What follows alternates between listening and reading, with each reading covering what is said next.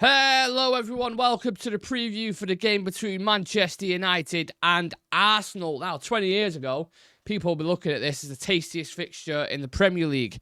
How things have changed. Maybe for the better for Arsenal. I don't know if you want to call it that, because they're still the second place finishing team. They can't seem to quite get near the top, and we have completely regressed. We are near the bottom of the table. But I know going into this one, Sam, I remember speaking to you about this, and you was more not confident, but given prior results, how we played against Liverpool and Arsenal and City, etc.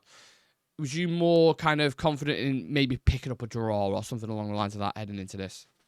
Yeah, I think as we've seen throughout this season, when we played a big team in the City, in Liverpool, Arsenal in the Cup, we seem to have showed up and made a performance or made a fight of it. Even when we were down to 10 men against Arsenal, we put in more effort than we usually do. And it just seems to be like we're up for these games, but then when it comes to anybody else, we just seem to think we don't have to show up, and that's why we've struggled mostly against everybody else. So yeah, I think United would be up for it. There's a couple of people on the bench, for example, Chido, Heaven, who Arsenal players. I'm sure they want to get on the pitch. I'm sure they want to prove something. So that'll be interesting, sort of dynamic there as well. Where Arsenal's head at, league is gone effectively. So all their focus is in the Champions League. They put a whooping on PSV. So you think, is their head somewhere else? And they're just like, let's put, like we are with the Europa League, let's just put all our eggs in the European basket. And the league is kind of is what it is. So yeah, it's an interesting dynamic because I don't really care about the result, much like Chivy, because the league's done. Like, oh, we finished 13th, did we get a couple of million more? Like, great. Like, what's the point?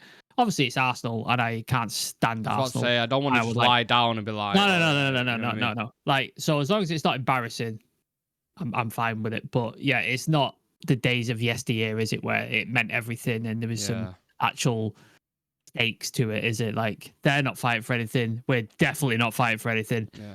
We've got a lot of players missing. They've got a lot of players missing. So yeah, it's a weird one. Do you know what's upsetting? I had Sky Sports on the other day, and it was showing the game. Do you remember when John O'Shea scored the chip, left-footed chip, when we beat Arsenal? I think we went down to 10 men as well, but it was that hybrid. It was like really intense. Henry slapped Ronaldo on the back of the head. Yeah. Like, you look at the quality on both sides on show, and you're like, that is what football is about. I miss that so much, rivalry, because we don't even compete really like that. I watched this morning, they put on YouTube the 8-2 at Old Trafford. Yeah. And I watched that, and I was just like, God, I miss those days. Crazy, right? I miss those fucking days. Yeah, so far removed from it. Look, you're only as good as your last game. You look at us in Europe last night. Do you think the lads will be shot of confidence because of the way it went naturally? Not only they look super tired, which is a big worry, but mentally as well, they look quite fatigued on the pitch. I don't know if you agree. I think we looked better than we have in a long time. But is that because we were good, or is that because that's the question in it? That's the question in it, because Sociedad were appallingly bad for about 70 odd minutes, and were not in the game until they got that penalty, which we've spoke about the decision, and we won't go over it again. But fucking hell, once that went in, our heads dropped. Our mentality is just shite, isn't it? As soon as we concede, it's just like, oh fuck it, and we just fell off it. I think Xerxes said in his interview, as soon as that goal, the penalty went in, they lost it. We fell apart, and it's like that's who we are at the minute. Unfortunately, like if that penalty doesn't happen, we probably win that game because Sociedad offered nothing, like absolutely nothing. So, but you're right. We played 120 minutes in the cup last week, and we ended up going out. And then we played against 10 men in the Premier League the week before, and then we've played against Sociedad with the sort of absolute sapping draw thanks to the penalty. So yeah, mentally, physically, we're on our knees at this point. Like, we're dragging ourselves to the finishing line, and you face Arsenal, who, not playing for much, but obviously they want to beat United because that's the thing. So yeah, it's definitely a weird one. As long as we don't get embarrassed, I'm fine with it. But I would love a Chido Obi winner against Arsenal. Mate, I will live off that for the rest of the season. That will be my season-defining moment if he can do that. So, yeah. Well, speaking of individuals, we're hoping to have a couple back, Manuel Ugarte and hopefully Harry Maguire. I think we'll hear more about that midday. I think there's a press conference with Ruben Amorim. So at the time of recording this, we don't know if they're available. No. We can only kind of presume. But he did say it was a precaution with those two going into the Real Sociedad. So you'd like to think they'd both be back in. And someone like Ugarte, Sam, it goes without saying, he's mega important in this kind of game with the legs. Yeah. Like we didn't see it too much last night with Casemiro and Bruno, because I don't think without Zubimendi, Sociedad didn't offer much in that midfield. Yeah. So you didn't see them exposed too much, but we have seen in the past when Casemiro and Eriksen or Casemiro and Bruno plays there, we get exposed continuously in that midfield because Casemiro just doesn't have the manpower and the legs to do it anymore. So, and I think when you look at sort of Arsenal's midfield, even though there is people missing, it's a strong midfield. Rice, Partey, Odegaard, people like that. Like, it's a strong midfield, so you need your best players. So I think a guy is going to be super important, and he was super important when we played him in the cup as well. He's a very important player. So yeah, if we can get him back, I heard it's a minor knock, so hopefully we're having a week off. He's going to be all right, but we'll see. What about Chido? Do you be bold? If it's you and you're the manager, put yourself in his shoes. Do you be bold and play him, or do you use him more as kind of an impact sub and stick with Højlund, because Højlund's fucking struggling at the moment, in it to be polite. Yeah, it's not good for Højlund at the minute. If I was the manager, I would throw him in because Højlund is not getting the goals. I still play Xerxes because Xerxes seems like he's making stuff happen. And he's sort of creating things, so I'd keep him in the team. But I'd chuck him in. Why not? Like, let's see what the kid's got. If it doesn't work, play him for an hour. If it doesn't work, then you can always throw Højlund on and just see like something else. But I would chuck him in. I don't think the manager will. I think we'll see a pretty much the same team we saw last night, maybe with Ugarte in instead of Casemiro. Yeah. Maybe Maguire as well. Maybe Maguire. But yeah, I think you'll see pretty much the same team. But if Chido doesn't start, I would like to see him get more than half an hour. I'd like to see him get a half or like 40 minutes, something like more than like sort of 20 minutes or so. I'd like to see him get a good portion of time to see if he can make an impact. Well, I can't think of an argument to not, because the stats that came out from the Fulham game, the amount of chances that he had, and he was on the pitch for 50 minutes or so. You say like, what's the big difference? What do you get more if Rasmus is on the pitch rather than Chido? Yeah. Like, what are the more positives having Rasmus on there? I don't really see him, to be honest with you. No. Maybe it is, you've got a youngster and you're thinking about confidence and first touch. But let's be honest, confidence and first touch with Rasmus at the moment is absolutely shot. So and he's fairly young. Maybe it is time. Like Rasmus is only what, 21, 22? Yeah. Like, he's not like old. So I chuck him on, but like we had 18-man squad in Europe. He could have taken more, but he obviously doesn't trust a lot of the youth players, does he? Because he could have took way more than he did, and he didn't. I think he wants to be cautious as well a little bit with some of them, to be fair. So I think that's the thing. So I wouldn't be expecting Chido to start. I would love it, but I just don't see it, unfortunately. You know for a fact he's going to be what a play in this game and get a goal. Oh yeah, because he's going to want to make the head. Every footballer's an ego, innit? Yeah, he's going to be on the bench going to Ruben, put me on, coach, put me on. Like, I'm ready, absolutely. I'm ready. He'll be warming up before anybody's asked him to, running up and down. He'll be fucking raring to go. Aidan Heaven as well, obviously, we spoke about Arsenal. Like, I didn't think he put a foot wrong when he came on against Fulham either. Good. So, but obviously, Arsenal, having coming off, we'll speak about them in a moment, the result that they've just had is still going to be a tricky ask. If we look at the statistics, Manchester United have lost their last 4 Premier League games against Arsenal, their longest losing run against the Gunners in their league history. Arsenal won this exact fixture 1-0 last season. They haven't won consecutive away league games against United since February 1979. And Arsenal have scored in each of their last 10 Premier League away games against United, 13 goals, having only managed to score in 10 of their first 22 visits at Old Trafford in the competition. So a couple of stats for you there. But yeah, look, they're coming off. I think they beat PSV 7-1. Was it? Yeah. This is a team without a recognised striker. I mean, if there's a team who's going to get a confidence boost just before it was going to be us, wasn't it, at Old Trafford? Yeah. And obviously our record isn't great as well, so they're in form, Sam, coming into this, which is pretty scary.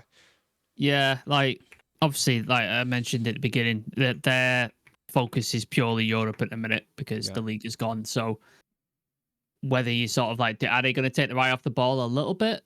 Just because that's the thing. And it's always weird with United and Arsenal, isn't it? It's never simple. Like, it's never just think because of the history, because of the bite and stuff like that. I think it's never simple. So I think Almost like a derby, right? Like a Yeah, like rivalries always throw out form and everything out the window, don't they? Like you've seen it with Everton and Liverpool in the last Merseyside derby at Goodison Park. Like nobody expected Everton to get a result there with the form Liverpool in, and they did. And that's the result. The same with us against City. The way City normally are, and the way we've been like the past couple of seasons, nobody expects us to get a result, and we did, even though we didn't play that well. So things like that can happen in these sort of situations. Yeah. What if you was an Arsenal fan? Where would your head be? I don't want to put you in those shoes because no one wants to be an Arsenal fan if you're a United fan. Don't make me vomit, please. No, but if you're trying to get like a sense of perspective on this, where would you be at with Arteta at the minute? Like, if you're trying to not just think from like a clear-headed view, would you stick with him? Do you think that he will win something eventually, or do you think it's inevitable that he's going to just keep failing? Well, he's had how many what has he had? Like, is it 3 title races he's been in? This is so his third far? now, isn't it? If you even want to call it a race now, it's like. And he's bottled every single one of them. And one of them, he was in the lead at the time, and he bottled it. I don't think anyone from his position had lost. Was it an 8-point gap? 6-point gap? Was it more? Yeah. And he's bottled the league. So, as an Arsenal fan, you've got to be like, all right, first time. It's the first time we've got back here.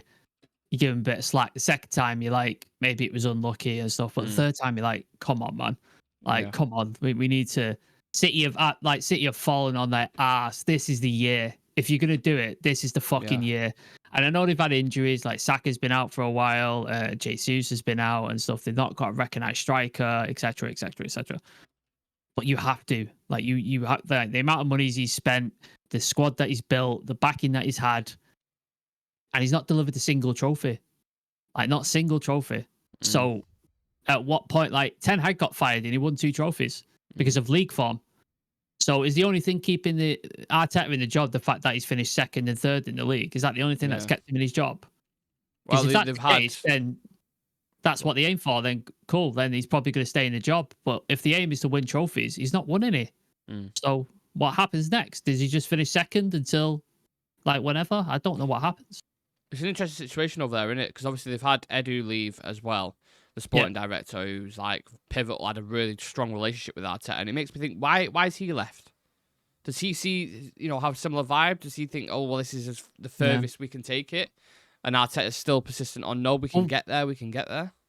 Football's cyclical, isn't it? Like, teams have a turnover of like a couple of years. Like, you saw the Klopp's team towards the end of like Klopp's thing, you could see they were just running on fumes and it just wasn't working anymore, which is why he chose to walk away. You've seen it with Pep's team now. They won the treble and now the squad's just a little bit older. Injuries are catching up and they've fallen off completely. Yeah. Like, it's that it happened with Fergie. Fergie built like 4 or 5 great teams over the years. And it's never just a team that dominates forever. Like, it's cyclical, so you have to build teams. And has Arteta done that effectively? Like, you could argue he's messed up in a couple of positions. He's not bought a striker for the last 3 years, despite the fact that he's crying out for one, and he hasn't done it. And he should have. Like, Ivan Toney there was for the layup, wasn't it? 40 million. He could have gone and done that deal. So, yeah, it's a big question. It's like, if you don't win it now, are they going to back him with a couple $100 million to rebuild this team again in the summer? Big question. The rebuild's a weird one because I think that to be fair, the age profile of their squad, they've got quite young players, right? So you can still grow with them and add little bits. Yeah, but they need to add that quality, which they haven't had a striker. They've got Gabriel Jesus, so he's not up to it, I don't think. They need a backup for Saka because once he's out, they don't have any other option. Like, that's it. And they put a lot of pressure on him. So there's things there that they need to fix. Like, they definitely need to fix some stuff in that team to get over the line. They also have a contract situation that's interesting at the minute. I think there's 3 key players, Saka, Saliba, and it might even be Ødegaard, who've got 2 years left on the deal, and they go into this next season having 1 year or something. Yeah. So it's also convincing the big players. How can you convince them to say, right, we're going to win the title? It's like, we've just had 3 title runs and lost every single one of them. Do you know what I mean? Like, because it's even psychologically, you have to think like how much of the players going to be committed if they keep fighting and keep pushing to the end. And 3 times they flopped. It's like, we're going to do it a 4th time now, are we? We're going to finish like a 5th time, then a 6th time. Like, players will get fed up and frustrated. You know, you got to think with Liverpool, there was a similar situation because obviously Trent's out of contract, Van Dijk's out of contract, Salah's out of contract. Had they not been in a title race and done as well as in Europe this year, what happens there? Do all three of them go? Because they're like, oh, Klopp's gone. We've not managed to kick on and win anything. I need a new challenge and move on. The fact that they're in both of those competitions and they might win both of those competitions, that might then convince them and go, I'm going to give it another go, and they'll sign. Arsenal don't have that sort of thing to keep them there. Like you said, they don't have that thing to go, why am I staying here? Yeah. Like Saka wants to win titles, he wants to win trophies, he wants to win things. Like he deserves to. He's a great player. So it's like, what does he do next? Is he that loyal to Arsenal where he sticks around and then he'll miss out on trophies like Harry Kane did for a while? He stayed at Spurs too long before he eventually moved. It's like, does Saka do that? So it's a big question. Yeah. Let's go to the ones to watch then. Who are the two players you're plucking out for this? One from each team. For United, you got to hope it's Bruno because he had a pretty poor showing in the Europe, I think. I didn't like the thing, but I think he's had good games against Fulham. I thought he was decent. And then when we were down to 10 men, I thought he was great as well. So I think he is like a guy that we need to sort of rely on, which sadly we do. Knackered though, didn't he? He's fucked. All of them look fucked. So yeah, he's a guy that you look at. And then I don't. Is Odegaard available? Is he Odegaard for Arsenal? Yeah. Okay. So you got to pick out Odegaard, but he hasn't been great, has he? No. He's not been... I mean, last game obviously just started scoring a couple of goals, didn't he? But prior to that, I mean, his stats were horrendous. So you'd look at him as like, can he kick on from that? And then Marino has been quite decent, and he's been playing like up top and stuff. So he's been all right. He's been quite decent. So yeah, I'd go Odegaard and Bruno, but United is really difficult. Xerxes another good shout, I think. He's been really, really interesting and integral. I'd love to shout out Chido, but I just don't think he's going to start. So well, I've picked the two youngsters actually. I've gone with Chido, one to watch off the bench, and I've gone with Wanyeri for Arsenal. Yeah, because I watched him closely. He's Lewis a talented Skelly. boy. Skelly. Is he I don't suspended? know if he's still banned or not. I'm not sure. Okay. So it might be Zinchenko or someone playing, but I've gone Chido and Wanyeri, two youngsters to watch. Now, quick fire question, Sam. Who will score first? Arsenal. Odegaard or Bruno? Bruno. I do like Odegaard like a lot. Yeah. I think he's great. Why Bruno? Last year. I think he's a clutch player. Odegaard is a great player when things are going well and the team is vibing. And I think Bruno comes in clutch when we're shit and he have to produce something. He comes in. I don't think Odegaard does that. Okay, that's fair. Five-a-side mixed. So greatest from United, greatest from Arsenal. Oh, Jesus Christ. Let's try be kind. Chuck a couple Arsenal players in there if we can mix it up. I think Henry's got to go up top, Absolutely. I imagine. Yeah. I'd probably go Schmeichel or Van der Sar. Just because I don't think Lehman gets in there. Or Seaman. David Seaman. Or Seaman. I just don't think any of them get in there. So I'll go. Should we go Schmeichel? Yeah, if you want to go Schmeichel, I'm all right with that. Defenders. We've got three players, so one midfielder, or you can have one attacker, one midfielder, one defender. Yeah. Left, I mean. So, Rooney, got to be in there. You're going to play Rooney behind the striker? Behind Henry. Yeah. Okay. And then defenders. Can we get for Arsenal, Ashley Cole, Sol Campbell. I mean, Ashley Cole's probably the best left back. I know you don't like him as a thing there, but he's the greatest left back in the Premier League, in my opinion. Yeah. But did he have his best days at Chelsea, though? Well, that's a podcast for another day, isn't it, I suppose? But... Yeah. Midfield, oof, there's a lot. There's a lot of players. Yeah, I think Scholes has got to go in there. Scholes, okay. And then let's pick an Arsenal defender. Let's put an Arsenal defender Ashley to make it fair. Put Ashley Cole in there. Ashley Cole. So Schmeichel, Ashley Cole, Scholes, Rooney, Henry. That's a good fucking team, that. Not bad, is it? Not a bad five-side, that. Let us know in the comments. What would you go for? What players would you pick? Obviously, you've still got Bergkamp, Cantona, Ronaldo. I mean, you've got loads of there you could pick from, but it's a quick fire. And we just went with Overmars is another one. I would love to put in there. More likely to win in Europe, Arsenal or United? At the minute, Arsenal. Okay, that's fair. And man of the match prediction for Sunday?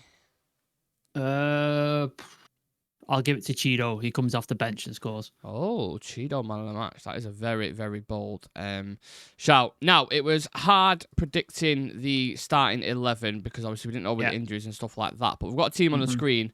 It says predicted versus Ipswich for some bizarre reason. I don't know why, but obviously it's predicted versus Arsenal. We think Maguire and Ugarte potentially being back. So if that is the case, Onana, De Ligt, Maguire, Yoro, would we go for, do you think? Yeah, I think that's probably going to be it. If Maguire is fit, then yeah. If not, it's going to be. I think it'll be what we saw last night: Mazraoui, De Ligt, Yoro. Yeah. Then wing back situation is going to be interesting as well, isn't it? Because obviously Dogu can't play, can he? Oh shit! Yeah, he is suspended, isn't he? It'll be Dallo on the left then, and Mazraoui on the right. Yeah. I fucking hate that. I hate that so much. And then you'd like to see probably Ugarte and Bruno Fernandes in the midfield if Ugarte is back, but it may well be Casemiro. We don't know, like we said, because we're doing this prior to Amarin's presser. And then the front three's got to be the front three, hasn't it? Unless he goes bold with a Chido shout. Yeah, I don't think I'd love to see Chido. I would, but I don't think he's going to do it. But yeah, it'll be Xerxes, Garnacho. But you got to worry about Garnacho. He's had strapping on his knee for the last 6 weeks. Yeah. How fit is he? Like, is he like? He looks like he's playing injured, man. Like, he really does. So that's a worry. Because if he goes out, who plays in the 10? Do you know what I mean? Like, we haven't got anybody. Ahmad's out. Like, you put Eric's in there. Like, he can't play more than 2 games in a row. No. So yeah, maybe you see Eric's in there to give Garnacho a rest because of the sort of amount of games he's played, amount of minutes he's played. Maybe you see that, but I don't know. It's crazy, isn't it? To think, because obviously we let a couple of players go, you Rashfords and Anthony's, and obviously that's for other exterior reasons, and you understand why the manager's doing it. Especially, I was listening to an interview with him. He did 20 questions with TNT yesterday, and I watched it, and he was talking about, he was like, what's the first thing you absolutely require from a player? And he was like, be humble and willing to learn. And you look at players that have gone, and you would probably suggest maybe they didn't fit that part. So I understand the philosophy and the thinking behind doing that. But when you leave yourself short, if one of those players gets injured now in that front three, we're fucked. We're absolutely fucked.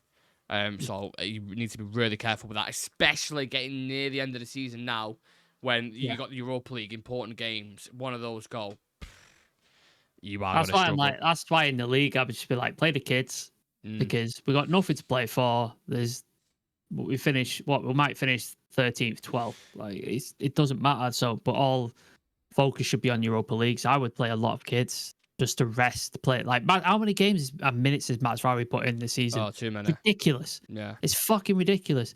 De Ligt putting his body on the line every single game. I was like, how long till he snap something? Like, we got no goalkeepers. Yeah. Like, if Onana has an injury, it's fucking Eli Harrison in net. Yeah. Like, do you know what I mean? Like, to be fair, he was going to get sussed out, wasn't he? But like, do you know what I mean? Like, there's no baying there, there's no heating. Like, we're on like bare bones at this point. Like, it's really worrying. Yeah.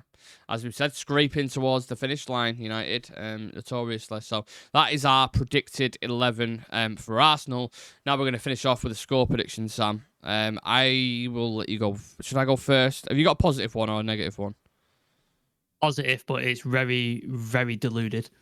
Right, so I'll go first because I'd rather end on a positive. I think we're going to lose this game 3-1. Oh, Jesus Christ.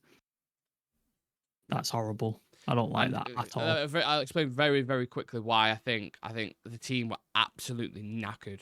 I mean, they was knackered a few games ago, but they're going to be tired for this. Arsenal had a longer turnaround. They've just hit a bit of form. And then we've got to play Thursday again. Exactly, which is, I think, they're probably looking more towards that than this game. Yeah. For them reasons, I just think Arsenal are going to keep hold of the ball and are going to work us. Yeah, that is worrying. That I wouldn't be surprised. I'm going deludedly positive just because I'll take it. I can't be arsed talking. I can't. I'm fucking so tired of talking shite. United, it's so deflating and like energy sapping. I hate it. So I'm just going to go deluded positive. It's going to be 1-1 up until about 80-odd minutes. Chido will be off the bench, scores a winner. Yeah. And there are fucking limbs in the Stretford end. Oh, I would love it. The headline on that. I mean, we spoke about this last week. We was talking about Chido getting the winner. So fingers crossed. I would take that every fucking day, even if it's an equaliser, a last minute. And I'll dine off that for the rest of the season. All day. I'll be like, every fucking preview, I'll be like, what do you expect? I don't care. Like, Chido got a winner against Arsenal. I'm happy. Yep. Like, we can fucking live off that. It's fine. Absolutely. Chido, down to you, mate. It's all up to you Yep. now. Hopefully you get some minutes towards the end and we can make our dreams come true. This has been the preview for Man United versus Arsenal. Let us know your thoughts, score predictions, predicted lineups, and get involved in the quickfire questions as well. This is Sam. My name's Nick, and we'll see you guys in the next one.